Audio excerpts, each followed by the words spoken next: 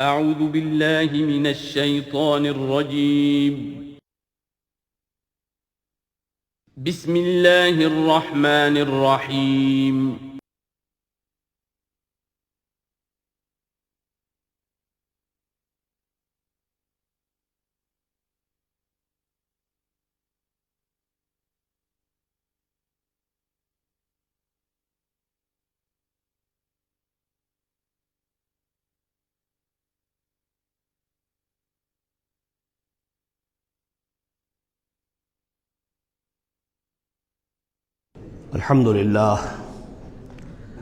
الحمد للہ وکفا والصلاة والسلام علی عباده الذین اصطفى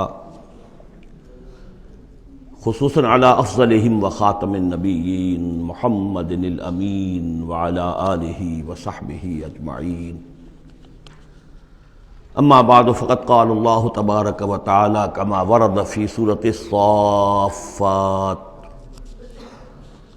اعوذ باللہ من الشیطان الرجیم بسم اللہ الرحمن الرحیم.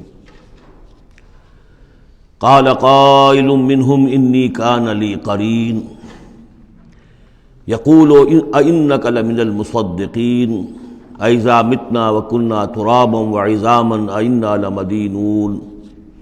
قال هل انتم مطلعون فاطلع فرآہ فی سواء الجحیم. قال تاللہ ان کدت لتردین ولولا نعمت ربی لکنت من المحضرین. صدق اللہ العظیم. رب اشرح لی صدری ویسر لی امری واحلل عقدۃ من لسانی یفقہوا قولی. اللہم ربنا الہمنا رشدنا واعذنا من شرور انفسنا. اللہم ارنا الحق حقا وارزقنا اتباعہ وارنا الباطل باطلا وارزقنا اجتنابہ. اللہم وفقنا لما تحب وترضى. اللہم ربنا آنس وحشتنا فی قبورنا وارحمنا بالقرآن العظیم. اللہم اجعلہ لنا اماما ونورا وہدى ورحمہ.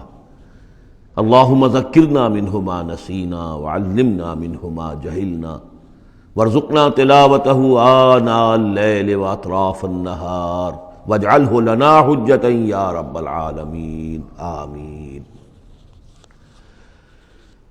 سورہ صافات کے دوسرے رکوع میں اہل جنت کے ایک مکالمے کا تذکرہ تھا، جس سے یہ اندازہ ہوگا کہ کس قدر سادہ مزاج متواضع وہ لوگ ہوں گے کہ جو اللہ تعالیٰ کے فضل و کرم سے جنت میں داخل ہوں گے.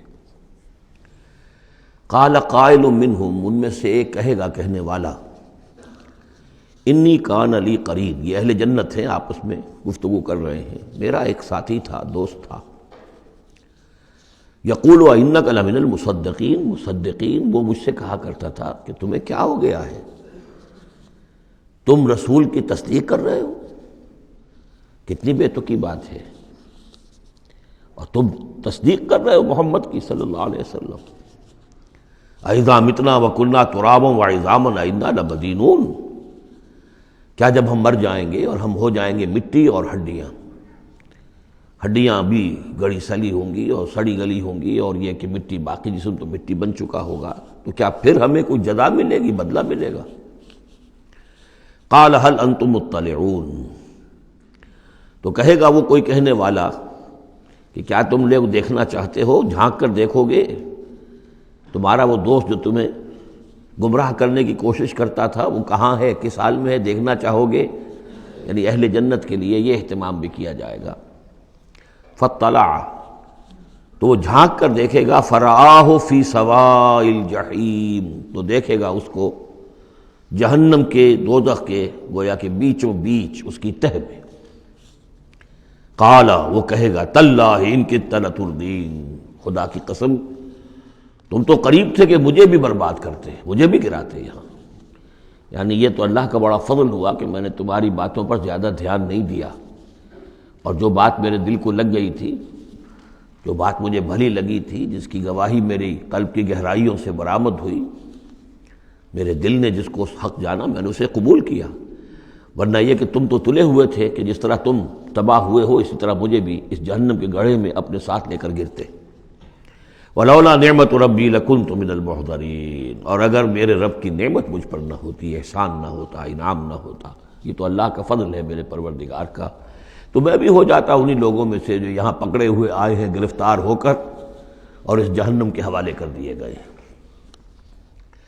افما نحن بمیتین، اب یہ آپس میں گفتگو کر رہے ہیں جنت والے، تو کیا اب ہمیں مرنا تو نہیں ہے؟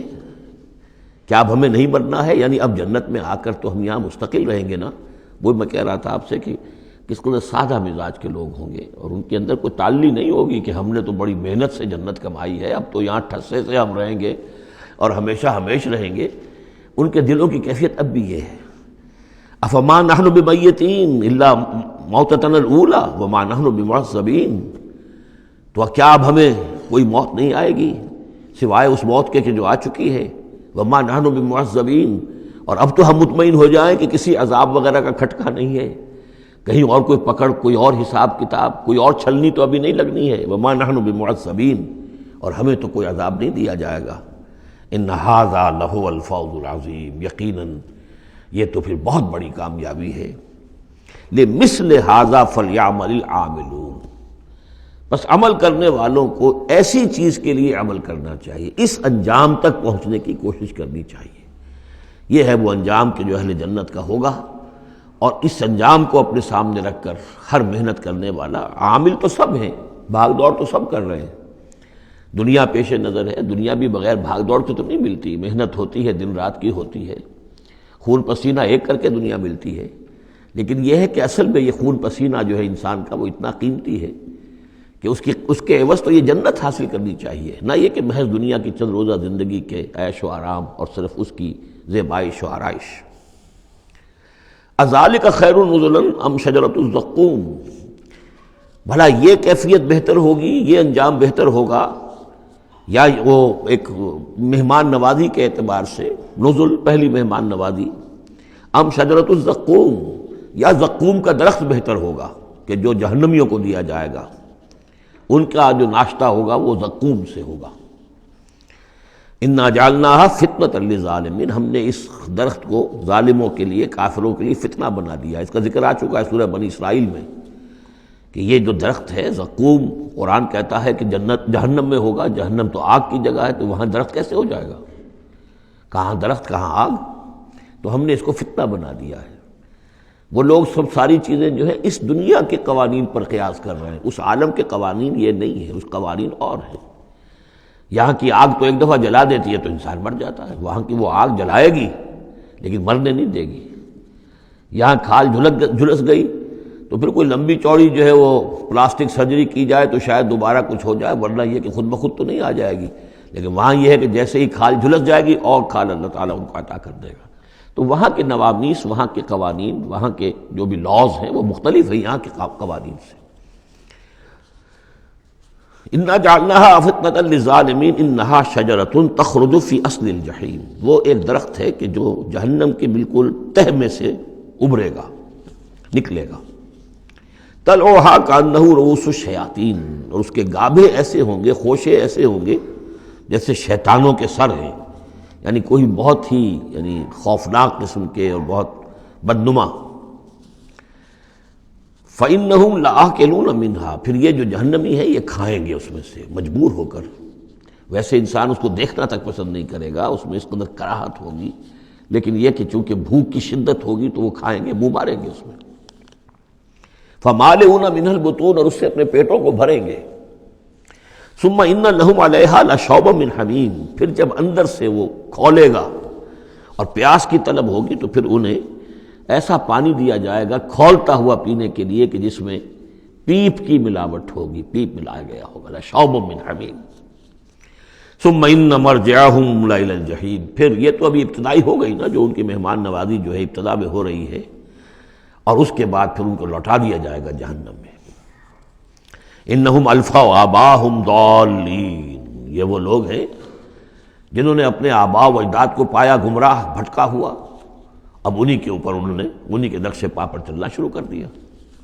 فہم علی آثارہم یہرعون، تو انہی کے نقوش پا پر اب یہ دوڑ رہے ہیں، بے اختیار دوڑے چلے جا رہے ہیں، بغیر سوچے سمجھے، جو بھی آباء و اجداد کے طور طریقے ہیں۔ وَلَقَدْ ضَلَّ قَبْلَهُمْ أَكْثَرُ الْأَوَّلِينَ، حالانکہ ان سے پہلے بھی جو پہلے لوگ تھے ان کی اکثریت بھی گمراہ تھی، وہ تو ہم دیکھ چکے ہیں. ان تُطِعْ أَكْثَرَ مَنْ فِي الْأَرْضِ يُضِلُّوكَ عَنْ سَبِيلِ اللَّهِ، یہ ہم آیت پڑھ چکے ہیں.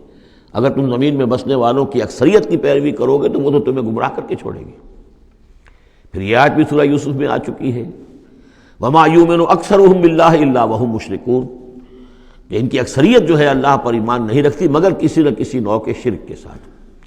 اور شرک یہی ہوتا ہے کہ ایک بڑے اللہ کو مان کر کسی نہ کسی چھوٹے اللہ کو بھی مانا جائے، اور ہوتا یہ ہے کہ وہ چھوٹا خدا جو ہے وہ اعصاب پر سوار ہو جاتا ہے. وہ بڑا تو کہتے ہیں وراء الورا، وہ تو ہے بیٹھا ہوا ہے، اسے اس دنیا کی فکر بھی نہیں ہے، کوئی چنتا بھی نہیں ہے، کوئی تشویش بھی نہیں ہے، وہ اپنے اندر مگن ہے. مشائین کا فلسفہ یہ ہے جو ارسطو کے پیروکار ہیں، اور ہمارے ہاں اکثر جو متکلمین ہیں وہ سب مشائین ہیں، ارسطو کے پیروکار ہیں اکثر متکلمین. تو متکلمین کے اس مشائین کا ارسطو کا فلسفہ یہ ہے کہ اللہ تعالیٰ صرف کلیات کا عالم ہے، جزیات کا نہیں ہے. زیادہ اسے اس کائنات کی فکر ہی نہیں، اس نے بس پیدا کر دیا ہے، بس اللہ اللہ خیر صلی اللہ، کچھ قوانین بنا دیے، یہ خود بخود چل رہی ہے، اب اسے اس سے کچھ سروکار نہیں ہے. جیسے کہ کوئی کھلاڑی جو ہے وہ فٹ بال کو کک مارتا ہے، اب وہ فٹ بال جا رہی ہے، اب کھلاڑی ادھر کھڑا ہے، فٹ بال جا رہی ہے، اب یہ کھلاڑی چاہے کہ روک لے تو وہ فٹ بال کو روک تو نہیں سکتا، وہ تو جا رہی ہے. وہ تو زمین کی فرکشن ہے، کوئی رکاوٹ ہے، یا اس کی اپنا مومنٹم ختم ہوگا تو پھر یہ ہے کہ وہ رکے گی. تو یہ تصورات بھی اللہ کے بارے میں دنیا میں رہے ہیں، اور بڑے بڑے حکماء کے رہے ہیں، فلاسفہ کے رہے ہیں. انسان نے جب اپنے پیمانے ہیں ان پر اللہ کو ناپنا چاہا اور تولنا چاہا تو پھر اسی قسم کی حماقتوں میں انسان مبتلا ہوا. وَلَقَدْ ضَلَّ قَبْلَهُمْ أَكْثَرُ الْأَوَّلِينَ، ان سے پہلے بھی جو پہلے تھے پہلوں کی اکثریت بھی تو گمراہوں پر مشتمل تھی. وَلَقَدْ أَرْسَلْنَا فِيهِمْ مُنذِرِينَ، ہم نے ان میں بھی اپنے خبردار کرنے والے بھیجے تھے. فَانظُرْ كَيْفَ كَانَ عَاقِبَةُ الْمُنذَرِينَ، تو دیکھ لو کیسا انجام ہوا ان کا جن کو خبردار کر دیا گیا تھا. قوم نوح کا کیا انجام ہوا، قوم ہود کا، قوم صالح کا، قوم شعیب کا، اور سدوم اور عمورہ کے شہروں کا. تم دیکھ لو کیا انجام ہوا. الا عباد اللہ المخلصین، البتہ ان میں سے جو اللہ کے خاص بندے تھے اللہ نے ان کو بچایا. وَلَقَدْ نَادَانَا نُوحٌ فَلَنِعْمَ الْمُجِيبُونَ، اور ہمیں پکارا تھا نوح نے تو ہم کیا ہی اچھے ہیں جواب دینے والے اور دعا کے قبول کرنے والے. رب انی مغلوب فانتصر، حضرت نوح علیہ السلام نے جب فریاد کی پروردگار مجھے تو انہوں نے دبا لیا ہے، میں مغلوب ہو گیا ہوں، تو اب تو ہی بدلہ لے اور تو ہی مدد فرما. تو اللہ کی مدد آ گئی. وَنَجَّيْنَاهُ وَأَهْلَهُ مِنَ الْكَرْبِ الْعَظِيمِ، اور ہم نے اسے اور اس کے گھر والوں کو کرب عظیم سے نجات دے دی. اب کرب عظیم کو آپ خود سوچئے کہ ایک تو کرب عظیم ان کی مسلسل 950 برس سے ایک شخص دعوت دے رہا ہو اور لوگ استہزاء کر رہے ہیں اور تمسخر کر رہے ہیں. یوں سمجھیے کہ مکے میں تو یوں کہا جا سکتا ہے کہ ابھی 10-12 برس ہی ہوئے ہیں مسلمانوں تمہیں یہ جھیلتے ہوئے، ہمارے اس بندے نے 950 برس تک صبر کیا تھا. تو اس کا اندازہ کریں کس قدر کرب میں، کس قدر ضیق میں اس کی جان آئی ہوگی. جیسے کہ ہم دیکھتے آ رہے ہیں کہ حضور کی جان جس طرح ضیق میں آ گئی تھی کہ ان کے اوپر گویا کہ لوگ عزت کر رہے ہیں. دکھائیے کوئی معجزہ، آپ رسول ہونے کا دعویٰ کرتے ہیں تو ایسا ہی معجزہ دکھائیے جیسے موسیٰ نے دکھائے، جیسے عیسیٰ نے دکھائے. اور ادھر سے اللہ تعالیٰ کا فیصلہ یہ ہے کہ کوئی ایسا حصی معجزہ ہم نہیں دکھائیں گے. تو چکی کے 2 پارٹوں کے درمیان محمد الرسول اللہ صلی اللہ علیہ وسلم آئے ہوئے. یہ تو سورہ انعام جو اس کا کلائمیکس ہے اس موضوع کا، اس عنوان کا، وہ پڑھ چکے ہیں. کرب عظیم پھر وہ بھی ہے کہ جب وہ بارش آئی ہے اور طوفان آیا ہے تو اب اس وقت بھی تو جو ہلچل مچی ہوگی اس کا آپ اندازہ کیجیے. کیا بھاگ دوڑ ہوئی ہوگی، کہاں کہاں لوگوں نے جان بچانے کی کوشش کی ہوگی. یوں ہی تو نہیں ہو گیا کہ بس آنے واحد کے اندر وہ سب کے سب غرق ہو گئے. تو کرب عظیم جو اس وقت ہوا ہے، یوں سمجھیے کہ ایک قیامت صغریٰ ہو گئی ہوگی. یا ایھا الناس اتقوا ربکم ان زلزلۃ الساعۃ شیء عظیم، تو اس کا کچھ نہ کچھ عکس تو اس وقت ہوا ہوگا. تو اس کرب عظیم سے ہم نے ان کو بچا لیا. وجعلنا ذریتہ هم الباقین. یہ آیت بہت اہم ہے حکمت قرآنی اور فلسفہ قرآنی کے اعتبار سے. اور ہم نے بنا دیا اسی کی اولاد کو باقی رہنے والا. اس سے یہ ثابت ہوتا ہے، یہ ایک اسلوب حصر ہے کہ حضرت نوح کے بعد پھر کسی اور شخص کی نسل دنیا میں چلی نہیں. یعنی یہ کہ ان کے ساتھ 72 تھے، 80 تھے، کتنے نہیں تھے. ایک جگہ قرآن میں یہ بھی آیا ما آمن معہ الا قلیل، سوائے چند لوگوں کو ایمان نہیں لایا. اور گمان یہی ہے کہ یا تو حضرت نوح علیہ السلام اور ان کے 3 بیٹے اور ان کے اہل خانہ، اور ممکن ہے کہ ایک بیوی تو پیچھے رہ گئی، غرق ہونے والی تھی، لیکن کوئی اور بیوی ان کی ہو کہ ان کے ساتھ ہو، اور باقی یہ کہ ممکن ہے ان کے جو کچھ ملازم ہوں گے، خادم ہوں گے بس، اور میرا یہ خیال ہے کہ ان پر کوئی ایمان نہیں لایا۔ پھر ظاہر بات ہے وہ خادم وغیرہ جو ہوتے ہیں پھر ان کے ساتھ تو اتنا اہتمام نہیں ہوتا کہ ان کی اولادیں بھی آگے چل سکیں، لہذا جو اولاد چلی ہے وہ صرف حضرت نوح علیہ السلام کے 3 بیٹوں سے، گویا کہ نسل انسانی جو ہے اب دنیا میں جتنے انسان ہیں وہ حضرت نوح علیہ السلام کے 3 بیٹوں کی نسل سے ہیں، سام، حام اور یافس، اور یہ کہ اسی لیے ان کو آدم ثانی کہا جاتا ہے۔ آدم اول تو حضرت آدم تھے، انہی سے نسل چلی انسانی، لیکن ابھی جو ہے جو میرا اندازہ تقریباً 2000 برس کا ہے، اس 2000 برس کے عرصے میں اسی علاقے میں آبادی ابھی ہوئی ہے، ابھی آبادی اور ادھر ادھر پھیلی نہیں تھی، اور وہی وہ عظیم جو ہے سیلاب آ گیا، سب کے سب غرق ہو گئے، چند لوگ جو بچے ان کے ساتھ، محسوس ہوتا ہے کہ ان کی بھی آگے نسل نہیں چلی، صرف حضرت نوح علیہ السلام کے 3 بیٹوں سے۔ وَجَعَلْنَا ذُرِّيَّتَهُ هُمُ الْبَاقِينَ، یہ جو ہے حصر کا بڑا زوردار جو ہے یہ اسلوب ہے۔ وَتَرَكْنَا عَلَيْهِ فِي الْآخِرِينَ، آخرین، اور ہم نے اسی طریقے پر پھر پچھلوں کو چھوڑ دیا، پچھلوں میں سے کچھ لوگ اسی کے راستے پر چلے، حضرت نوح علیہ السلام کے راستے میں۔ ظاہر بات ہے کہ ان کے 3 بیٹوں کی اولاد کچھ عرصے تک تو یقیناً بالکل دین حق پر اور دین توحید ہی پر چلی ہوگی، پھر جیسے وقت گزرا پھر شیطان نے ورغلایا اور یہ کہ مختلف قسم کے توہمات میں اور مختلف قسم کے جو شرک ہیں ان کے اندر مبتلا کر دیا۔ سلام علی نوح فی العالمین، سلام ہو نوح پر تمام جہانوں میں۔ انا کذالک نجزی المحسنین، اسی طرح ہم بدلہ دیتے ہیں اپنے محسن بندوں کو، وہ بندہ جو درجہ احسان کو پہنچ گیا ہو، اسلام، ایمان اور پھر سب سے اوپر احسان۔ انہ من عبادنا المؤمنین، یقیناً وہ ہمارے مومن بندوں میں سے تھے۔ ثم اغرقنا الاخرین، اور اس کے بعد ہم نے باقی جتنے بھی تھے ان سب کو غرق کر دیا۔ وَإِنَّ مِن شِيعَتِهِ لَإِبْرَاهِيمَ، اور اسی کی راہ پر چلنے والوں میں، اسی کی جماعت میں سے، اسی کے حزب میں سے ابراہیم تھے، یعنی یہ کہ جو نسل چلی ہے آگے تو حضرت ابراہیم بھی جو اٹھے ان کی حضرت سام کی اولاد میں سے، حضرت سام کی اولاد میں قوم عاد بھی ہے، اسی میں پھر قوم سمود بھی ہے، اور بھی اقوام ہیں سیمیٹک ریسز جتنی بھی ہیں، لیکن یہ کہ شہر ار میں جو موجودہ جو عراق ہے اس کے بہت جنوبی علاقے کے اندر یہ شہر تھا جس کے اب کھنڈرات برآمد ہوئے ہیں، وہاں حضرت نوح علیہ السلام، حضرت ابراہیم علیہ السلام کی پیدائش ہوئی، اور وہ حضرت ابراہیم، حضرت نوح ہی کے طریقے پر توحید پر چل رہے ہیں۔ اس جا ربہ بقلب سلیم، جبکہ وہ اپنے رب کی طرف متوجہ ہوا قلب سلیم کے ساتھ۔ اب یہاں وہ حکمت سمجھ لیجئے کہ میں نے جو بارہ عرض کیا ہے کہ ایک فطرت سلیمہ اور ایک عقل سلیم، یہ 2 چیزیں ہیں، اور فطرت کا تعلق چونکہ روح سے ہے اور روح کا مسکن قلب ہے، تو آپ اسے فطرت سلیمہ کہیں یا اسے قلب سلیم کہیں، وہ ایک ہی بات ہے۔ قلب سلیم اپنی اصل حقیقت پر، اصل جو حیات اس کی ہے اس پر باقی ہو، پرورٹڈ نہ ہوئی ہو اس کی فطرت، اس پر پردے نہ پڑ گئے ہوں، اس کے خد و خال جو ہیں وہ اپنی اصل سلامتی کے ساتھ باقی ہوں، اور پھر اس کو کہتے ہیں صوفیہ سیر الی اللہ، اس جا ربہ بقلب سلیم، جو قلب سلیم ہے وہ اللہ کی طرف آگے بڑھتا ہے، اور عقل سلیم کی روشنی میں وہ پھر پہنچتا ہے توحید تک، اور توحید کے بعد معاد تک، جیسا کہ میں نے کئی مرتبہ عرض کیا کہ سورہ فاتحہ در حقیقت اسی مقام پر کھڑی ہے کہ ایک انسان کے جو قلب سلیم اور عقل سلیم کی رہنمائی میں توحید اور معاد تک پہنچ گیا ہے، اور اب وہ یہ بھی جان گیا ہے کہ اصل طریقہ زندگی گزارنے کا یہی ہے کہ اللہ کی بندگی کی جائے، اس ایک خدا کی بندگی کی جائے۔ اب وہ سوال کرتا ہے میں بندگی کیسے کروں؟ جیسے میں نے آپ کو بتایا مکے میں ایسے لوگ موجود تھے، حضرت سعید ابن زید جو ہیں کہ جو بہنوئی تھے حضرت عمر بن الخطاب کے رضی اللہ تعالیٰ عنہ کے جو والد تھے زید، وہ موحد تھے، اور کعبے کے پردے پکڑ پکڑ کر دعا کیا کرتے تھے کہ اللہ میں صرف تجھے پوجنا چاہتا ہوں، تیری بندگی کرنا چاہتا ہوں، لیکن نہیں جانتا کیسے کروں۔ ظاہر بات ہے، اس لیے اہدنا الصراط المستقیم، یہ ہے اصل میں سورہ فاتحہ کا جو نظم ہے کہ وہاں تک تو پہنچ گئے، الحمدللہ رب العالمین الرحمن الرحیم مالک یوم الدین ایاک نعبد، یہاں تک تو انسان پہنچ گیا، لیکن اب بندگی کیسے کریں؟ ایاک نستعین اہدنا الصراط المستقیم، اس بندگی کے لیے تیری مدد چاہیے، توفیق بھی تیری ہو اور ہدایت بھی تیری جانب سے ہو، 2 چیزیں ہمیں ملیں گی تو ہم تیری بندگی کا حق ادا کر سکیں گے۔ اذ جاء ربہ بقلب سلیم، اذ قال لأبیہ وقومہ ماذا تعبدون، یاد کرو جب کہ انہوں نے کہا اپنی قوم سے اور اپنے والد سے یہ کن چیزوں کو آپ پوجتے ہیں؟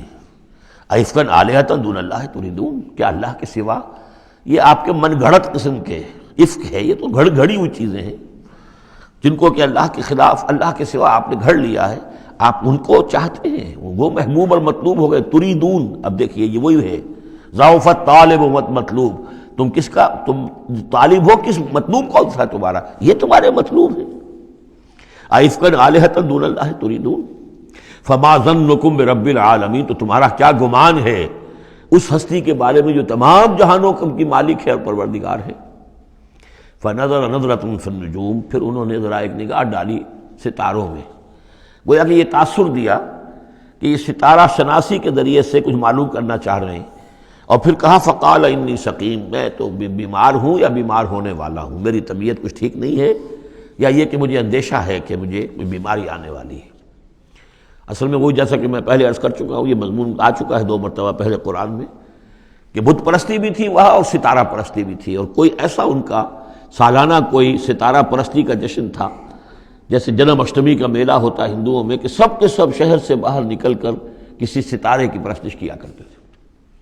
تو جب وہ دن آیا ان کا تو سب کے سب چلے گئے۔ حضرت ابراہیم نے کہا میری طبیعت ٹھیک نہیں ہے، میں آپ لوگوں کے ساتھ نہیں جا سکتا، اور پیچھے رک گئے۔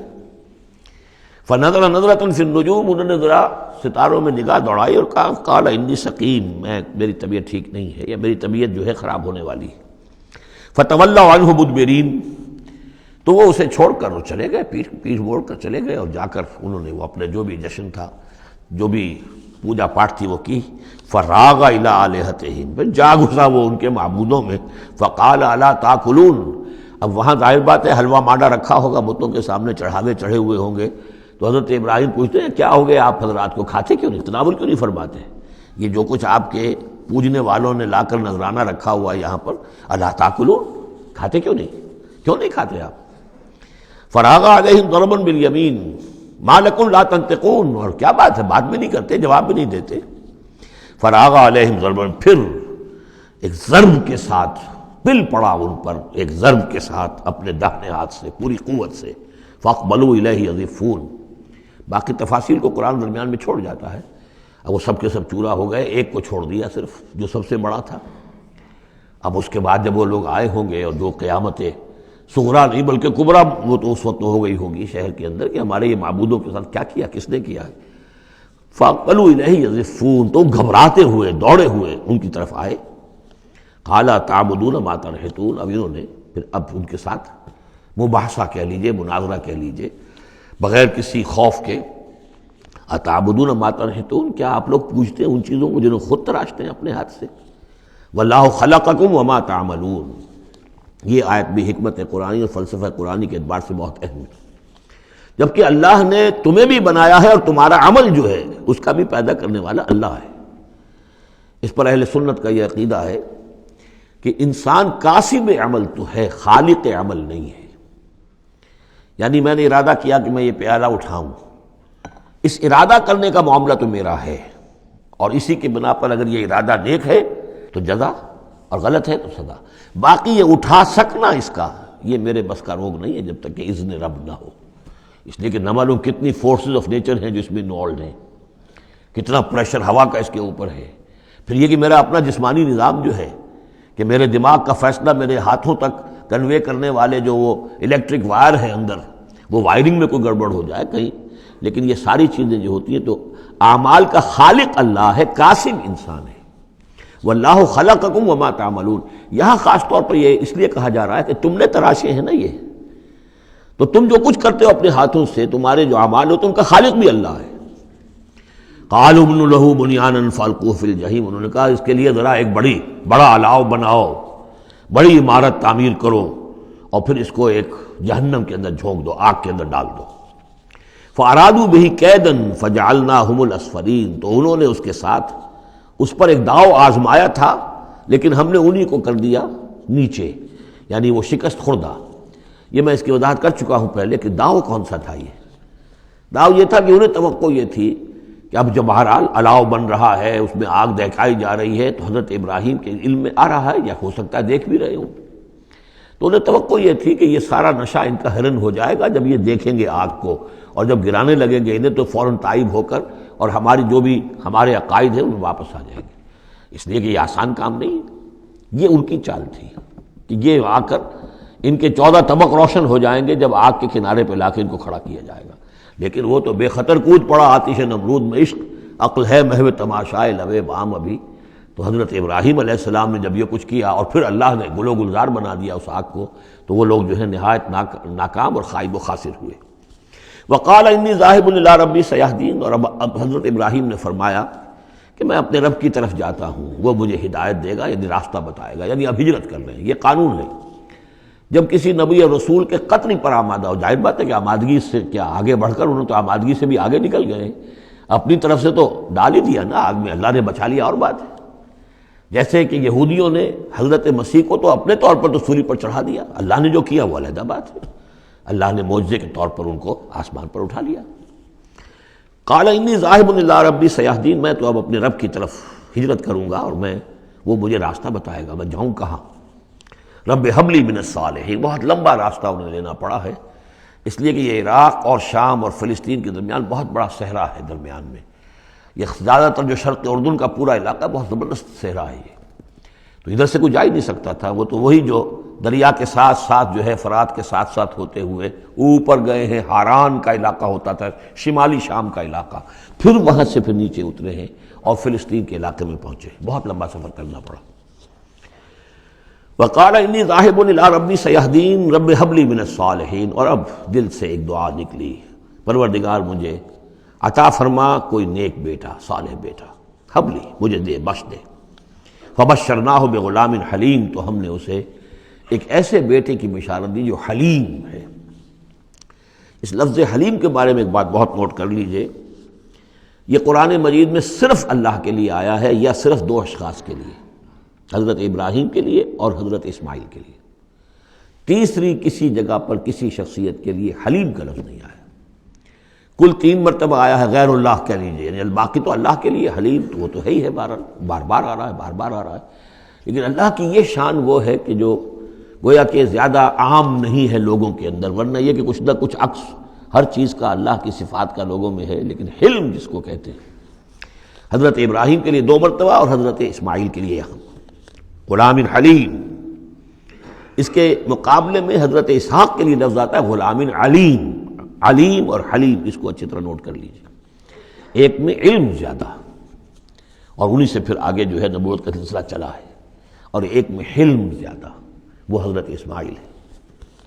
فلما بلغ معه السعي قال يا بني اني ارى في المنام اني اذبحك فانظر ماذا ترى، تو پھر جب وہ پہنچے اس عمر کو کہ ان کے ساتھ بھاگ دوڑ کر سکیں، ان کے کام میں ہاتھ بٹا سکیں، قال یا بنیا، انہوں نے کہا ہے میرے بیٹے میں تو دیکھ رہا ہوں، انی ارا فعل مضارع ہے کہ 3 دن ہو گئے مجھے دیکھتے ہوئے، خواب دیکھ رہا ہوں، ایک ہی خواب، میں نیند میں دیکھ رہا ہوں، انی اذبحک، کہ میں تمہیں ذبح کر رہا ہوں، فانظر ماذا ترى، تو تم دیکھو تمہاری رائے کیا ہے، تمہارا کیا خیال ہے۔ قال یا ابت افعل ما تؤمر، یہ ہے ان کا حلم، انہوں نے کہا فوراً ابا جان کر گزریے جس چیز کا آپ کو حکم ہو رہا ہے، انہیں معلوم ہے کہ میرے والد نبی ہیں اور میرے والد کا خواب وہی ہے، وہ کوئی ایسا خیال نہیں ہے کہ جو من گھڑت خیال ہو یا کسی شیطان کی طرف سے کوئی ان کو جو ہے اس طرح کی چیز جو ہے وہ دکھائی جا رہی ہو۔ تو انہوں نے کچھ نہیں کہا، ابا جان پتہ نہیں سوچیے تو صحیح ہے، خواب باقی خواب صحیح ہے، سچا ہے، کیا ہے، نہیں کچھ نہیں۔ یا ابت افعل ما تؤمر ستجدنی انشاءاللہ من الصابرین قریب، انشاءاللہ آپ مجھے پائیں گے صبر کرنے والوں میں۔ یہی میں سمجھتا ہوں کہ ان کا وہ رویہ ہے کہ جس کی وجہ سے یہ حلیم کا خطاب اللہ تعالیٰ کی طرف سے انہیں ملا ہے۔ یہاں یہ بات بھی نوٹ کر لیجئے کہ یہود نے بڑی زبردست کوشش کی ہے تورات میں تحریف کرنے کی، کہ ذبیح اللہ حضرت اسماعیل کے بجائے حضرت اسحاق کو قرار دیا جائے، جگہوں کے نام بدل دیے ہیں، فلسطین میں بھی ایک علاقہ، ایک جگہ کا نام مریا رکھ دیا ہے، مروا، جیسے مروا کے اوپر قربان گاہ تھی وہ مریا وہاں بنا دیا ہے، وہاں بھی ایک بکہ بنا دیا، وادی بقا، وادی بقا وہ بکہ، اس لیے کہ مکہ جو ہے وہ وادی مکہ تھی، جس میں کہ یہ اللہ تعالیٰ نے حضرت ابراہیم کو وہ جگہ بتائی کہ یہ ہے بیت اللہ کا مقام۔ اور یہ کہ عجیب بات یہ ہے کہ بعض ہمارے مفسرین بھی ان کے اس پروپیگنڈے سے متاثر ہو گئے ہیں، اور یہ کہ ذبیح اللہ جو ہے وہ حضرت اسماعیل نہیں بلکہ حضرت اسحاق ہیں۔ غالباً اگر میرا حافظہ ٹھو کر نہیں کھا رہا تو تبری اس مغالطے میں مبتلا ہو گئے، بہت بڑے مفسر ہیں۔ تو اس پر جو کتاب لکھی مولانا حمید الدین فراہی نے عربی زبان میں، وہ بہت مارکے کی کتاب تھی، الرائے الصحیح فی من هو الذبیح، کون ذبیح ہے اس کے بارے میں صحیح رائے، عربی زبان میں لکھی۔ اس کا ترجمہ مولانا اصلاحی صاحب نے کیا تھا، وہ ہم نے شائع کیا تھا انجمن خدام القرآن کے تحت، غالباً اب بھی کہیں ہوگا، لیکن وہ کتاب اتنی دقیق ہے، اتنی مشکل ہے، عام ذوق کی نہیں ہے، اس لیے میں نے ایک مرتبہ بہت سی وہ شائع کر لی تھی، وہ بہت عرصے تک پڑھی نہیں، پھر اس کے پڑھنے والے نہیں نکلے۔ قال یا بنی انی اری فی المنام انی اذبحک فانظر ماذا تری، قال یا ابت افعل ما تؤمر ستجدنی ان شاء اللہ من الصابرین، فلما اسلما وتلہ للجبین، تو جب ان دونوں نے فرما برداری کی روش اختیار کر لی اور حضرت ابراہیم نے اسماعیل کو لٹا دیا پیشانی کے بل کہ تاکہ چہرہ سامنے نہ ہو، بجائے سامنے وہ چلانے کے چھری اس گدی پر چلانے کی کوشش کی۔ وَنَادَيْنَاهُ يَا ابراہیم، اور ہم نے پکارا ہے ابراہیم کا صدقت الرؤیا، تم نے تو اپنا خواب سچا کر دکھایا۔ اِنَّا كَذَلِكَ نَجْزِي الْمُحْسِنِينَ، ہم اسی طرح اپنے محسن بندوں کو بدلہ دیتے ہیں۔ إِنَّ هَذَا لَهُوَ الْبَلَاءُ الْمُبِينُ، یقیناً یہ بہت بڑی آزمائش تھی۔ یہ شاباش کی حد ہے کہ ممتحن یہ کہے اس سے کہ جس کا امتحان لے رہا ہو کہ بھائی امتحان بڑا سخت لیا تھا میں نے تمہارا واقعتاً، اب یہ شاباش کا جو ہے یوں سمجھیے کہ سب سے آخری شکل ہے کہ ممتحن کہے۔ اس موضوع پر میں نے ایک تحریر لکھی تھی جو کتابچے کی شکل میں موجود ہے، حج اور عید الاضحیٰ اور اس کی حکمت، اس میں میں نے یہ چیزیں بیان کی ہیں۔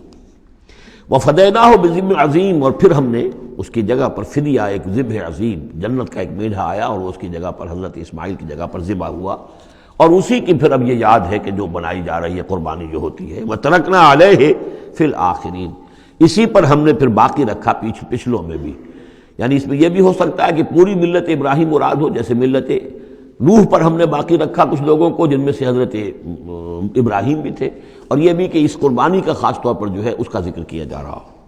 سلام علی ابراہیم، سلام ابراہیم پر، کذالک نجزی المحسنین، اسی طرح ہم بدلہ دیتے ہیں اپنے محسن بندوں کو، انہ من عبادنا المؤمنین، یقیناً وہ ہمارے مومن بندوں میں سے تھے۔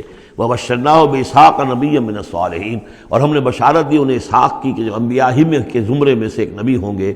وبارکنا علیہ وعلی اسحاق، اور ہم نے اپنی برکتیں نازل فرمائی ان پر بھی اور اسحاق پر بھی علیہم الصلاۃ والسلام۔ ومن ذریتہما محسن وظالم لنفسہ مبین، اور ان کی اولاد میں سے، نسل میں سے بہت نیکوکار بھی نکلے، بہت محسن بھی نکلے، لیکن یہ کہ ظالم لنفسہ مبین، صاف صاف اپنے نفس پر ظلم کرنے والے بھی نکلے، ہر طرح کے لوگ نکلے۔ وَلَقَدْ مَنَنَّا عَلَىٰ مُوسَىٰ وَهَارُونَ، یہ قصص النبیین کے انداز کی صورت ہے جو میں یہ اصطلاحات سے آپ کو واقف کرا چکا ہوں۔ وَلَقَدْ مَنَنَّا عَلَىٰ مُوسَىٰ وَهَارُونَ، اور اسی طرح ہم نے موسیٰ اور ہارون پر بھی احسان فرمایا۔ وَنَجَّيْنَاهُمَا وَقَوْمَهُمَا مِنَ الْكَرْبِ الْعَظِيمِ، اور ہم نے انہیں دونوں کو اور ان کی قوم کو کرب عظیم، اس بڑی کرب سے اور بڑے غم اور اردو سے نجات دلائی، نجات دی۔ وَنَصَرْنَاهُمْ فَكَانُوا هُمُ الْغَالِبِينَ، اور ہم نے ان کی مدد کی پھر وہی غالب ہوئے، یعنی ان کے سامنے ان کا دشمن جو ہے غرق ہوا۔ وَآتَيْنَاهُمُ الْكِتَابَ الْمُسْتَبِينَ، اور ہم نے ان دونوں کو وہ کتاب دی یعنی تورات کے جو بہت ہی واضح ہے، ہر چیز کو واضح کرنے والی۔ وَهَدَيْنَاهُمَ الصِّرَاطَ الْمُسْتَقِيمَ، اور ہم نے دونوں کو راستہ دکھایا، سیدھا راستہ صراط مستقیم کی ہدایت دی۔ وَتَرَكْنَا عَلَيْهِمَا فِي الْآخِرِينَ، اور اسی پر ہم نے باقی رکھا انہی کی ملت پر پچھلوں میں بھی۔ سلام علی موسیٰ وہارون، سلام موسیٰ پر بھی اور ہارون پر بھی۔ انا کذالک نجزی المحسنین انہما من عبادنا المؤمنین۔ وان الیاس لمن المرسلین، اور یقیناً الیاس بھی ہمارے رسولوں میں سے تھے، یہ حضرت ہارون کی نسل میں سے تھے۔ اور بال بک ایک شہر ہے بال کا، بک اصل میں پرانی عبرانی زبان میں شہر کو کہتے تھے، بکہ، تو یہ بکہ جو تھا یہ بک، تو بال بک، بک کا شہر، تو یہ تو یوں سمجھیے کہ اللہ کا گھر، اللہ کا شہر، اور یہ ایک بال کا بھی ایک شہر تھا، بال ان کا بہت بڑا معبود تھا، اور وہ سانڈ کی شکل میں اس کا بت بنتا تھا۔ وَإِنَّ إِلْيَاسَ لَمِنَ الْمُرْسَلِينَ إِذْ قَالَ لِقَوْمِهِ أَلَا تَتَّقُونَ، جبکہ انہوں نے اپنی قوم سے یہ کہا کہ تم تقوی اختیار نہیں کرتے، ڈرتے نہیں ہو۔ أَتَدْعُونَ بَالًا، تم پکارتے ہو بال کو، وَتَذَرُونَ أَحْسَنَ الْخَالِقِينَ، اور جو بہترین خالق ہے اس کو تم نے چھوڑ دیا ہے۔ اللہ ربکم، جو اللہ ہے تمہارا رب ہے، ورب آبائکم الاولین، اور تمہارے جو پچھلے آباء و اجداد تھے ان سب کا رب ہے۔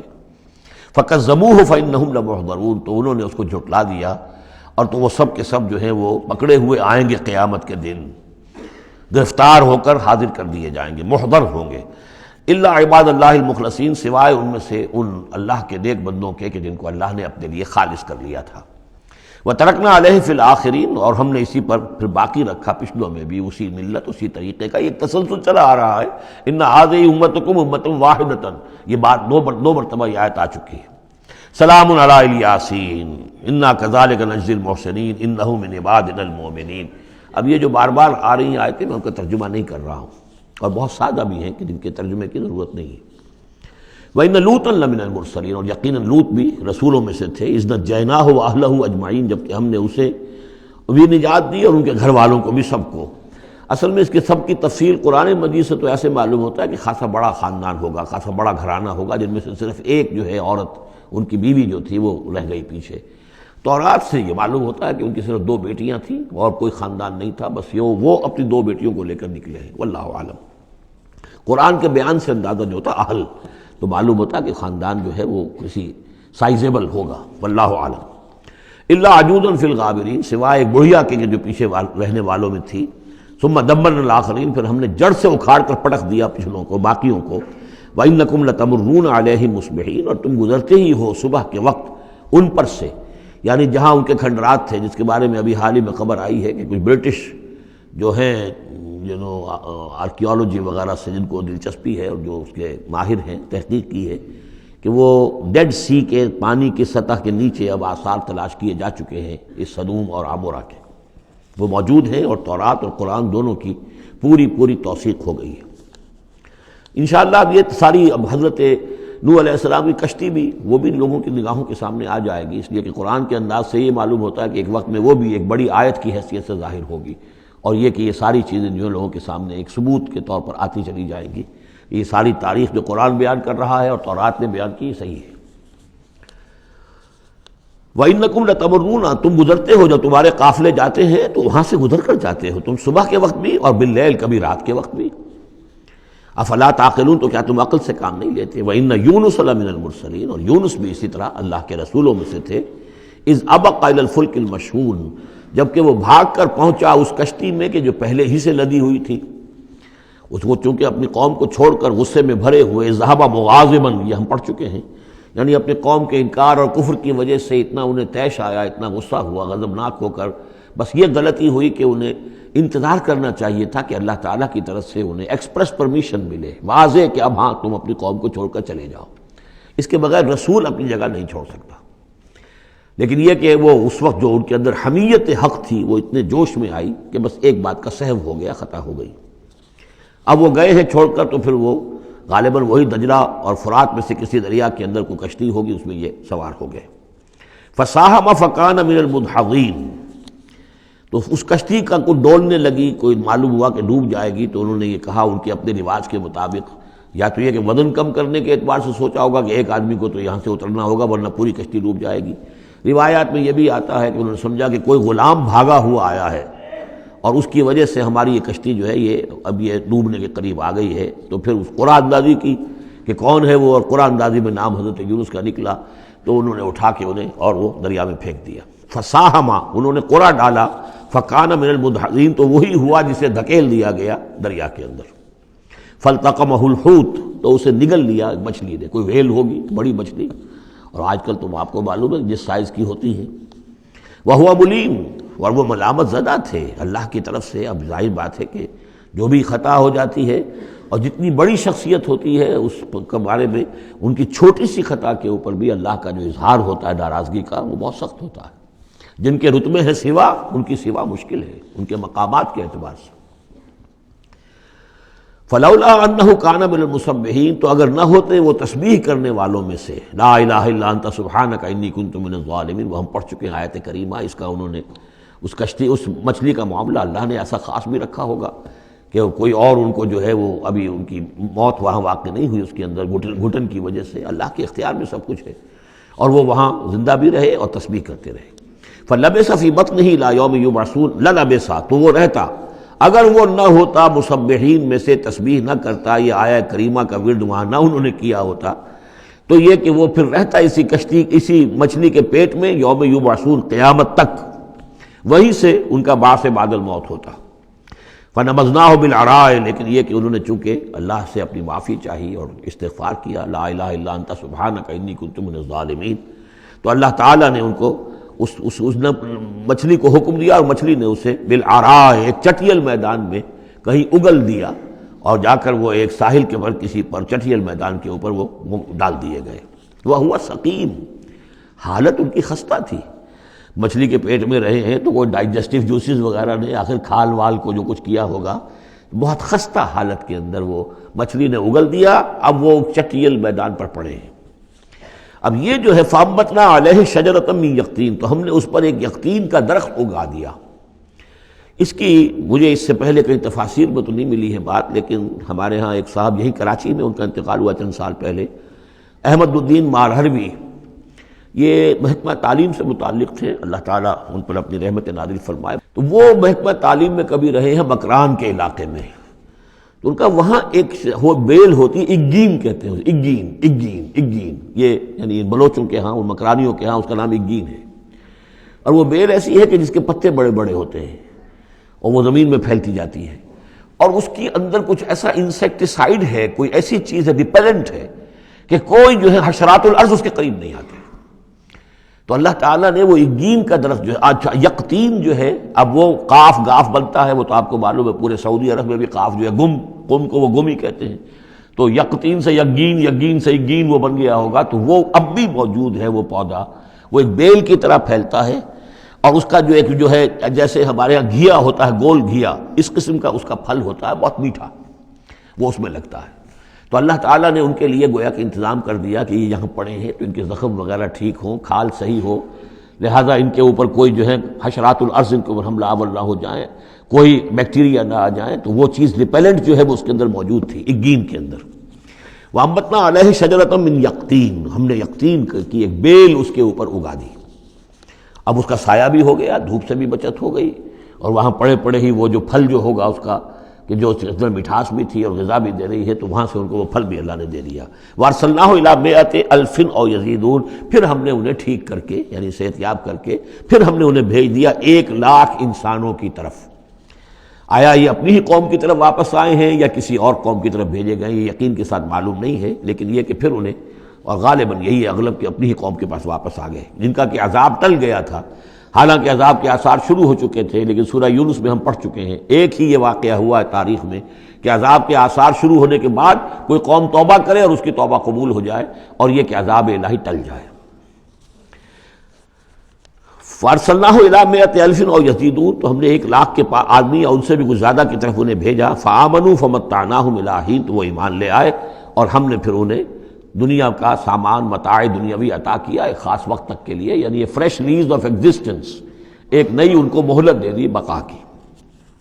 فَاسْتَفْتِهِمْ أَلِرَبِّكَ الْبَنَاتُ وَلَهُمُ الْبَنُونَ، اب یہاں پر وہ جو مشرک تھے مکے کے، ان کے جو عقائد تھے، اب ان سے بحث ہو رہی ہے۔ تو اے نبی ذرا ان سے پوچھئے، کیا تیرے رب کے لیے تو بیٹیاں ہیں اور ان کے لیے بیٹے ہیں؟ یعنی یہ کہ اوروں نے تو چلیے بیٹا تو دیا، اللہ کو الاٹ کیا تو بیٹا تو کیا، انہوں نے الاٹ بھی کیے تو بیٹی ہیں جو خود انہوں پسند نہیں ہے۔ ام خلقنا الملائکۃ اناسا، کیا ہم نے فرشتوں کو واقعی مؤنث بنایا تھا؟ وہم شاہدون، وہ گواہ ہیں اس کے، انہیں معلوم ہے کہ واقعتاً ہم نے فرشتوں کو جو بنایا تھا تو مؤنث بنایا تھا۔ الا انہم من افکہم لیقولون، نہیں آگاہ ہو جاؤ، یہ ان کے اپنے بنائے ہوئے جھوٹ موٹ کے عقائد ہیں، اور وہ کہتے ہیں ولد اللہ، اللہ کی اولاد ہوئی، وانہم لکاذبون، یقیناً وہ جھوٹے ہیں۔ اصطفى البنات علی البنین، کیا اللہ تعالیٰ نے بیٹوں کو چھوڑ کر بیٹیاں پسند فرما لی؟ ما لکم کیف تحکمون، تمہیں کیا ہو گیا ہے، تم کیسے فیصلے کر رہے ہو، کیسی رائے دے رہے ہو؟ افلا تذکرون، تو کیا تم دھیان نہیں کرتے، عقل سے کام نہیں لیتے؟ ام لکم سلطان مبین، کیا تمہارے پاس کوئی کھلی سند ہے، کوئی سلطان ہے؟ اب یہ صورت بھی نوٹ کر لیجئے، یہ تیسری صورت ہے اسی سٹائل کی، سورہ حجر، پھر سورہ شعراء، پھر یہ سورہ صافات، وہی انداز، چھوٹی چھوٹی آیتیں، اور ردم ہے تیز، صوتی آہنگ زیادہ نمایاں ہے، ڈیوائن میوزک جس کو میں کہا کرتا ہوں، ملکوتی غنا جو ہے ان صورتوں کے اندر۔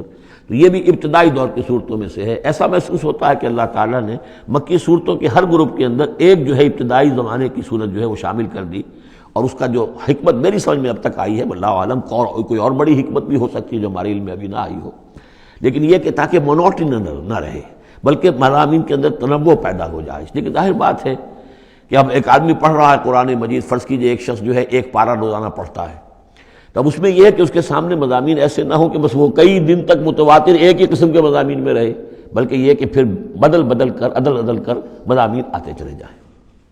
واللہ عالم۔ ام لکم سلطان مبین، کیا تمہارے پاس کوئی کھلی سند ہے؟ فاتو بکتابکم ان کنتم صادقین، تو لاؤ نا اپنی کوئی کتاب اگر تمہارے پاس ہے، اگر تم سچے ہو۔ وجعلوا بینہ وبین الجنۃ نسبا، اور انہوں نے ایسا بھی کیا ہے کہ اللہ اور جنوں کے درمیان بھی نسب کا رشتہ قائم کر دیا ہے۔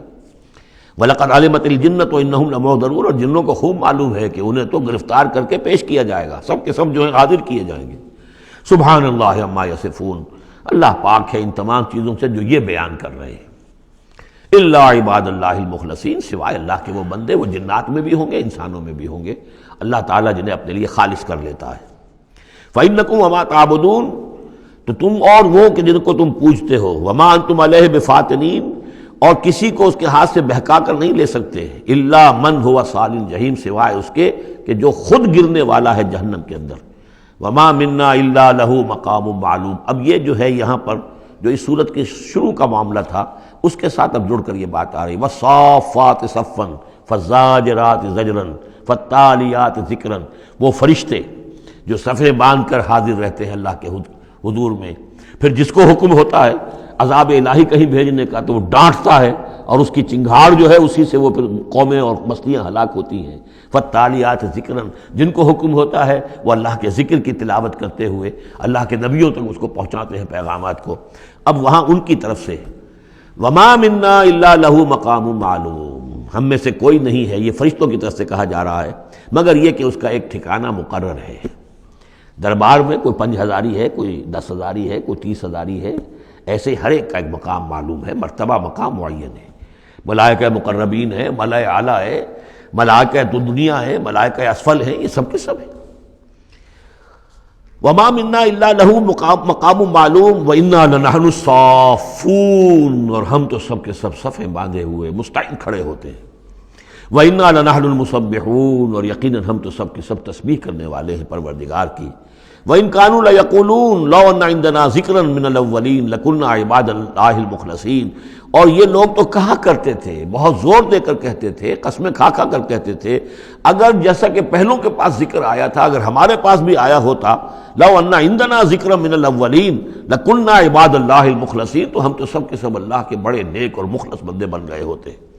فَكَفَرُوا بِهِ فَسَوْفَ يَعْلَمُونَ، اب جب وہ ذکر آ گیا ہے تو اس سے کفر کر رہے ہیں، اس کا انکار کر رہے ہیں، تو ان قریب یہ جان لیں گے کہ اس کی کیا پاداش ان کو بھگتنی پڑے گی۔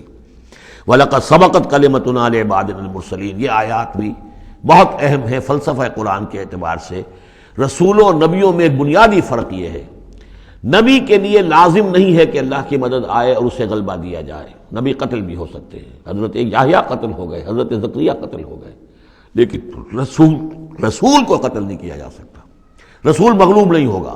جیسے ہی محسوس ہوگا کہ قوم غالب آ رہی ہے، رسول مغلوب ہو رہا ہے، رسول اور اس کے ساتھیوں کو بچا لیا جائے گا اور پوری قوم کو غرق کر دیا جائے گا یا برباد کر دیا جائے گا۔ یہ اللہ کا قاعدہ قانون ہے رسولوں کے بارے میں۔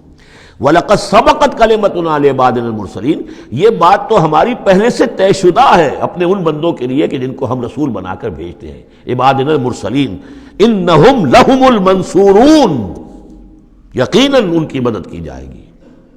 اور میں یہ صیغہ جو ہے مستقبل کا بول رہا ہوں، اصل میں تو اب وہ بات ختم ہو چکی محمد الرسول اللہ صلی اللہ علیہ وسلم پر، لیکن ماضی میں یہ اللہ کا قاعدہ اور قانون رہا ہے رسالت کے بعد میں۔ وَإِنَّ جُنْدَنَا لَهُمُ الْغَالِبُونَ، اور یقیناً ہمارا لشکر جو ہے وہی غالب آ کر رہے گا۔ یعنی اللہ کا لشکر کون ہے؟ اللہ کا حزب اللہ کون سی ہے؟ اللہ کا رسول اور اس کے ساتھی اہل ایمان۔ محمد الرسول اللہ والذین معہ، یہ کون تھے؟ یہ حزب اللہ تھے، اپنے وقت کے حزب اللہ یہ ہے۔ اور عیسیٰ اور ان کے ساتھ ان کے حواری یہ کون تھے؟ یہ اس دور کی حزب اللہ ہے۔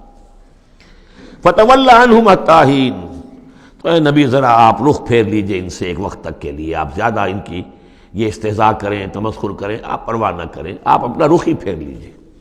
وَأَبْصِرْهُمْ فَسَوْفَ يُبْصِرُونَ، تو آپ بھی ذرا ان کو دیکھتے رہیے، آپ اعراض کر کے ذرا پھر انتظار کیجئے، دیکھتے رہیے دور سے۔ فسوف یبصرون، تو ان قریب یہ بھی دیکھ لیں گے. افبعذابنا یستعجلون، تو کیا یہ ہمارے عذاب کی جلدی مچا رہے ہیں کہ لے آؤ محمد عذاب صلی اللہ علیہ وسلم. فَإِذَا نَزَلَ بِسَاحَتِهِمْ فَسَاءَ صَبَاحُ الْمُجْرِمِينَ منذرین، پھر جب وہ عذاب اترے گا ان کے میدان میں، ساحہ کہتے ہیں بڑے میدان کو، کہ جیسے گھر ہیں اور اس کے درمیان میں کوئی بڑا جو ہے پارک ہے جیسے ہمارے ہاں ہوتے ہیں. فَإِذَا نَزَلَ بِسَاحَتِهِمْ، جب ان کے اس بڑے میدان میں وہ اترے گا وہ عذاب، فَسَاءَ صَبَاحُ الْمُنذَرِينَ، تو وہ بہت بری صبح ہوگی ان کے لیے جن کو خبردار کر دیا گیا تھا. وَتَوَلَّ عَنْهُمْ حَتَّىٰ حِينٍ، پھر دوبارہ اے نبی ابھی ذرا آپ ان کی طرف سے آپ رخ پھیر لیجئے، ان کے انکار سے زیادہ دلگیر بھی نہ ہو، ان کے انجام کے بارے میں زیادہ صدمہ بھی نہ کریں. وَلَا تَحْزَنْ عَلَيْهِمْ، آپ ان کے بارے میں رنج و افسوس بھی نہ رکھیں. فَلَعَلَّكَ بَاخِعٌ نَفْسَكَ أَلَّا يَكُونُوا مُؤْمِنِينَ، آپ اس صدمے سے اپنے آپ کو، اپنی جان کو نہ گھلائیں کہ یہ ایمان نہیں لا رہے. وَأَبْصِرْ فَسَوْفَ يُبْصِرُونَ، آپ بھی دیکھتے رہیے اور ان قریب یہ بھی دیکھ لیں گے. سبحان ربک رب العزت عما یصفون، پاک ہے اللہ تیرا پروردگار جو رب العزت ہے، عزت اور اقتدار اور اختیار والا ہے، عما یصفون، ان تمام چیزوں سے کہ جو یہ بیان کرتے ہیں. یہ نوٹ کرنے والی بات ہے کہ وصف اسی سے یصفون بنا ہے اور اسی سے صفت بنا ہے. قرآن مجید میں اللہ کے لیے یہ لفظ استعمال ہوتا ہے صرف لوگوں کی طرف سے. اللہ تعالیٰ نے اپنی کوئی صفت قرآن میں اس ایجابی یا مثبت طور پر بیان نہیں کی ہے. ویسے ہم احادیث میں لفظ ہے، لیکن یہ کہ یہ بات نوٹ کر لیجیے قرآن میں صرف نام آتا ہے، لہ الاسماء الحسنی، اس کے ہیں تمام اچھے نام. اللہ کے لیے صفت کا لفظ کہیں واضح طور پر صراحتاً جو ہے وہ نہیں آیا ہے. جہاں بھی آیا اما یصفون، جو کچھ یہ اس کو وصف بیان کر رہے ہیں، جو کچھ اس کے بارے میں یہ کہہ رہے ہیں، سبحانہ و تعالی اما یصفون، اللہ اس سے پاک ہے، بلند و برتر ہے. وسلام علی المرسلین، اور سلام ہو تمام رسولوں پر. والحمد للہ رب العالمین، اور کل حمد بلکہ کل شکر زیادہ موضوع ہے اللہ کے لیے ہے جو تمام جہانوں کا مالک اور رب ہے. سورۃ صاد، بسم اللہ الرحمن الرحیم. صاد والقرآن ذی الذکر، تین صورتیں قرآن مجید کی ایسی ہیں جو ایک حرف سے شروع ہوئی ہیں. ایک حرف، حرف مقطع کہیں گے اب اسے، مقطعات تو نہیں کہہ سکتے اس لیے کہ کئی حروف تو نہیں ہیں. ایک سورہ صاد ہے، ایک سورہ نون ہے، اور ایک سورہ قاف ہے. یہ سورہ صاد جو ہے یہ اس گروپ میں ہے، اس میں جو ہم پڑھ رہے ہیں جس کا مرکزی مضمون ہے توحید. سورہ قاف پہلی سورت ہے اس گروپ، ان دو گروپوں کی کہ جن کا مرکزی مضمون ہے آخرت اور انذار آخرت. اور سورۃ القلم بالکل ابتدائی دور کی ہے. صاد والقرآن ذی الذکر، یہ بھی نوٹ کر لیجئے کہ صاد پر یہاں آیت نہیں ہے، ایک حرف جہاں آیا ہے وہ آیت نہیں ہے. البتہ دو پر حامیم، یاسین یہ آیت ہے، طٰہٰ یہ آیت ہے. لیکن کہیں کہیں تین پر بھی آیت نہیں. الف لام را آیت نہیں ہے، الف لام میم آیت ہے. تو یہ ساری چیزیں جو ہیں میں نے ابتدا میں جو تعارف قرآن پر تقریر کی تھی، یہ سب توقیفی چیزیں ہیں. یہ کسی کی اجتہاد کے نتیجے میں اور کسی گرامر کے اصول سے، کسی بیان کے اصول سے اس سے کوئی تعلق نہیں. توقیفی کا مطلب کہ حضور صلی اللہ علیہ وسلم کے بتانے پر موقوف ہے. جو آپ نے بتایا بس وہ ہے جو ہم مانیں گے. والقرآن ذی الذکر، اور قسم ہے اس قرآن کی جو ذکر والا ہے. اب ہم وہ صورتیں بھی پڑھ چکے ہیں جن میں قرآن کو الذکر کہا گیا ہے، یہاں ذی الذکر کہا گیا، ذکر والا قرآن جس میں ذکر ہے اللہ کا. فیہ ذکرکم یہ بھی ہم پڑھ چکے ہیں. لیکن الذکر انا نحن نزلنا الذکر وانا لہ لحافظون، ہم نے ہی یہ الذکر نازل کیا ہے، دی ریمائنڈنگ، اور اس کے اندر ریمائنڈنگ ہے. یہ ریمائنڈنگ کا حامل ہے، بات ایک ہی ہے. لیکن یہ کہ اس کے بعد قسم کے بعد مقسم علیہ یہاں نہیں ہے. قسم کس چیز پر کھائی؟ قسم ہے اس قرآن کی جو ذکر والا ہے. مقسم علیہ کہاں ہے؟ بل الذین کفروا فی عزۃ و شقاق، یہ تو مقسم علیہ نہیں ہے. یہ میں آپ کو بتا چکا ہوں سورہ یاسین میں کہ جو وہاں پر آیا ہے یاسین والقرآن الحکیم انک لمن المرسلین، وہ انک لمن المرسلین، اس قسم کی تمام قسمیں جو قرآن میں آئی ہیں اس کے بعد مقسم علیہ جو ہے وہ سمجھیے کہ وہی ہے کہ قرآن گواہ ہے اس پر. قرآن ثابت کر رہا ہے کہ اے محمد صلی اللہ علیہ وسلم آپ اللہ کے رسول ہیں. بل الذین کفروا فی عزۃ و شقاق، لیکن جن لوگوں نے کفر کی روش اختیار کی ہے وہ بڑی جھوٹے غرور کے اندر، جھوٹی انا ان کی ہے، اور آپ کے زندم زندہ میں اور آپ کے مقابلے میں آ کر انہوں نے موقف اختیار کر لیا ہے اپنے غرور اور زندم زندہ میں. کم اہلکنا من قبلہم من قرن فنادوا، کتنی ہی ہم نے قوموں کو اس سے پہلے ہلاک کیا ہے، پھر وہ لگے چیخنے چلانے جب عذاب الہی آیا، وَلَا تَحِينَ مَنَاص، حالانکہ پھر وہ وقت گزر چکا تھا کہ جس میں کوئی خلاصی ہو سکتی، یعنی جب موت آتی ہے، موت کے آثار شروع ہو جائیں تو انفرادی توبہ کا دروازہ بند، جب عذاب کے آثار شروع ہو جائیں تو پھر قوم کی توبہ کا فائدہ نہیں، ہاں سوائے قوم یونس، الا قوم یونس، واحد ایک مثال ہے۔ وَعَجِبُوا أَن جَاءَهُم مُنذِرٌ مِّنْهُمْ، اور ان کو بڑا تعجب ہے کہ ان کے پاس آیا ہے خبردار کرنے والا انہی میں سے، وَقَالَ الْكَافِرُونَ هَذَا سَاحِرٌ كَذَّابٌ، اور یہ کافر کہتے ہیں کہ یہ ساحر ہے اور کذاب ہے۔ یہ دیکھ لیجئے، یہ لفظ جو ہے یہ بہت ثقیل لفظ ہے، لیکن یہ قرآن مجید میں آیا ہے۔ اور یہ نوٹ کر لیجئے کہ اصل میں یہ چونکہ میں عرض کر چکا ہوں کہ چوتھے سال کے بعد یہ جو دو گروپ ہیں صورتوں کے، جن میں سے پہلے گروپ کی 8 صورتیں ہم پڑھ چکے ہیں اور دوسری کی 13 صورتوں میں سے اب ہم آگے آ گئے ہیں، ان میں 4 پڑھ چکے ہیں، سورہ سبا اور فاطر، یاسین اور صافات، 5ویں صورت یہ ہے صاد۔ یہ ہے سن 4 سے سن 8 تک کی بالعموم سوائے صافات کے۔ اس کو آپ نے دیکھا کہ 5 رکوعوں میں 182 آیات ہیں، وہ بالکل وہی انداز ہے، چھوٹی چھوٹی صورتیں، رکوع جو ہے 5 ہیں، 182 آیات ہیں، ایک ایک رکوع کے اندر 53 آیات بھی ہیں، ایک رکوع کے اندر اس سورہ مبارکہ میں۔ بہرحال تو یہ صورت جو ہے اس وقت کی ہیں جبکہ وہ جو کشاکش تھی عرب میں وہ شدت اختیار کر چکی تھی، لہذا ان کا اب ان پر جو حملہ حضور پر وہ کر رہے تھے وہ بھی اب شدید ہو چکا تھا۔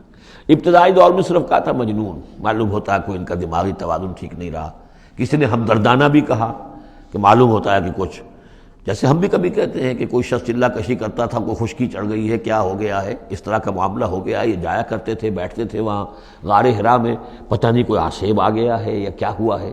تو ہمدردی کے انداز میں بھی عتبہ ابن ربیعہ نے ایک مرتبہ کہا کہ بھتیجے میرے بڑے تعلقات ہیں، بڑے عاملوں سے کاہنوں سے میں واقف ہوں، واقعتاً آپ مجھے بتائیے اگر آپ کو اس طرح کا مسئلہ ہے تو میں کسی کاہن کو اور کسی عامل کو بلا کر آپ کا علاج کراؤں۔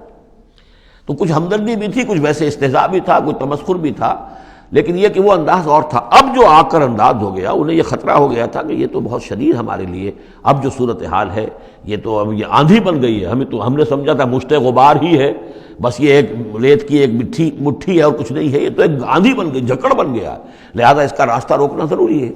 تو اب ان کا جو حضور پر ذاتی حملہ ہے وہ بھی سخت ہو گیا ہے۔ وقال الکافرون ھذا ساحر کذاب، انہوں نے کہا کہ یہ جادوگر ہے، جھوٹا ہے۔ اجعل الآلہۃ الہا واحدہ، دیکھیے یہ ہے اصل مضمون توحید، ان صورتوں کا جو اصل مرکزی مضمون ہے، کیا اس نے تمام آلہہ کو بس ایک الہ بنا دیا، سارے الہ ختم کر دیے، بس ایک اللہ؟ ان ھذا لشیء عجاب، یہ تو بڑی عجیب بات ہے۔ وانطلق الملأ منهم ان امشوا واصبروا علی آلہتکم ان ھذا لشیء یراد، بڑا نقشہ کھینچ دیا ہے جس کو ورڈ پکچر کہتے ہیں، کہ ایسا نقشہ ہے جیسے کہ حضور کھڑے ہیں، دعوت دے رہے ہیں، اور کچھ لوگ ہیں، مجمع بھی ہے، کچھ ان کے سردار بھی ہیں، وہ سردار بھی سن رہے ہیں، اور یہ سب سن کر کہتے ہیں وانطلق الملأ، خود بھی چل پڑے وہاں سے، وانطلق الملأ منهم، اور لوگوں سے کہا امشوا، جاؤ جاؤ، کہاں کھڑے ہو، کیوں سن رہے ہو، امشوا جاؤ، واصبروا علی آلہتکم، اور جمے رہو اپنے معبودوں کے اوپر، یہ محمد کے کہنے سے اپنے کسی معبود کو ترک نہ کر دینا۔ وانطلق الملأ منهم ان امشوا واصبروا علی آلہتکم ان ھذا لشیء یراد، یہ تو کوئی خاص مقصد معلوم ہوتا ہے ان کا، ان کی نیت کچھ خراب ہے، یہ کوئی حکومت چاہتے ہیں، شاید کوئی اپنا غلبہ اور اقتدار چاہتے ہیں، یہ بات جو ہے ایسی ویسی نہیں ہے، یقیناً اس کے پیچھے کوئی بڑا مقصد ہے۔ ان ھذا لشیء یراد، جس کا ارادہ کیا گیا ہے، کوئی اسکیم ہے۔ ما سمعنا بھذا فی الملۃ الاخرہ، ہم نے تو ایسی بات سنی نہیں، ہمارا پچھلا چلا آ رہا ہے، ہمارا دین چلا آ رہا ہے، ہماری روایات ہیں، ہمارے آباء و اجداد کی باتیں ہیں جو نسل بعد نسل منتقل ہوئی ہیں، یہ بات جو آج یہ کہہ رہے ہیں وہ ہم نے تو سنی نہیں۔ ان ھذا الا الاختلاف، یہ نہیں ہے مگر گھڑی ہوئی چیز ہے، خلق کی ہوئی چیز ہے، اختلاف باب افتعال خلق سے۔ انزل علیہ ذکر من بیننا، کیا انہی پر یہ ذکر نازل ہونا تھا ہمارے مابین سے؟ کیا ہمارے اندر کوئی اور نہیں تھا؟ بڑے بڑے چودھری تھے، بڑے بڑے سردار تھے، بڑے بڑے سرمایہ دار تھے۔ انزل علیہ ذکر من بیننا بل ہم فی شک من ذکری، اصل بات یہ ہے کہ یہ میرے ذکر کے معاملے میں شک میں پڑ گئے ہیں۔ بل لما یذوقوا عذاب، بس اب تو جب ابھی انہوں نے چونکہ چکھی نہیں ہے میری کوئی مار، اس لیے انہیں شک ہے۔ ام عندہم خزائن رحمت ربک العزیز الوہاب، کیا ان کے اختیار میں ہے تیرے رب کے خزانے؟ اللہ جو العزیز ہے، وہاب ہے، دینے والا ہے، کیا ان کا اختیار تھا کہ وہ ان سے پوچھ کر دیتا کہ رسالت کس کو دوں، نبی کس کو بناؤں؟ کیا ان کے پاس اس کا اختیار ہے؟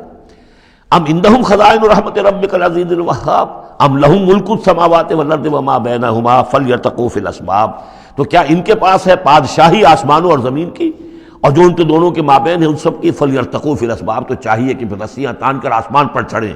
جند ما ہنالک محذوب من الاحزاب، تو جیسے پہلی بہت سی قومیں ہلاک ہوئی ہیں، ایک یہ قوم بھی معلوم ہوتا ہے کہ اب اپنی ہلاکت کو دعوت دینے پر تل گئی ہے۔ بارک اللہ لی ولکم فی القرآن العظیم ونفعنی وإیاکم بالآیات والذکر الحکیم۔